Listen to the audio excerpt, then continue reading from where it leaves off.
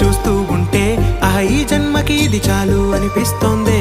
నువ్వు నా కంట పడకుండా నా వెంట పడకుండా ఇన్నాళ్ళెక్కడ ఉన్నావే? నీ కన్నుల్లో ఆనందం వస్తుందంటే నేనెన్నెన్నో యుద్ధాలు చేస్తాను.